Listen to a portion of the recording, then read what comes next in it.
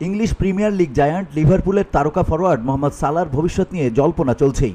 মৌসুম শেষে জোর সম্ভাবনা আছে মিশরের এই ফুটবলারের লিভারপুল ছাড়ার। সেক্ষেত্রে ফরাসি giant Paris Saint Germain PSG হতে পারে তার পরবর্তী গন্তব্য, এমনটাই দাবি ক্রীড়া বিষয়ক সংবাদ মাধ্যম ইএসপিএনের। পিএসজি সভাপতি নাসের আল খেলাইফ বেশ কিছুদিন ধরে মোহাম্মদ সালার এজেন্ট রামি আব্বাসের সঙ্গে যোগাযোগ করেছেন বলে জানা গেছে।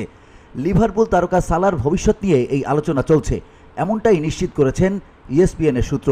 32 বছর বয়সী সালার বর্তমান চুক্তি চলতি মৌসুমে শেষ হচ্ছে।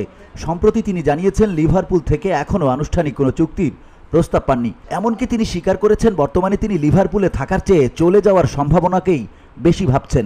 এই মৌসুমে সালা ব্যক্তিগতভাবে দারুণ পারফরমেন্স দেখাচ্ছেন। সব প্রতিযোগিতা মিলিয়ে তিনি ইতিমধ্যেই 13টি গোল করেছেন।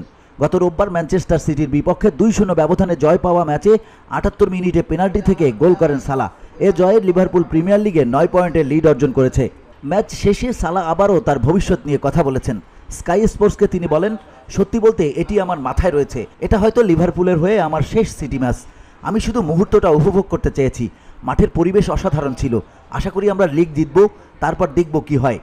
ইএসপিএনের সূত্র জানায় সালার প্রাথমিক ইচ্ছা লিভারপুলে থাকা, তবে চুক্তি নবায়নের প্রস্তাব না আসায় তার এজেন্টের সঙ্গে অন্যান্য ক্লাবগুলো যোগাযোগ করেছে। পিএসজি দীর্ঘদিন ধরে সালাকে দলে নেওয়ার চেষ্টা করছে। আগেও তাকে দলে নেওয়ার জন্য কয়েকবার চেষ্টা করলেও সফল হয়নি। বর্তমানে লুইস এনরিকের অধীনে তরুণ ও প্রতিভাবান খেলোয়াড়দের নিয়ে নতুন যাত্রা শুরু করলেও অভিজ্ঞতার ঘাটতি পূরণ করতে পারেনি তারা।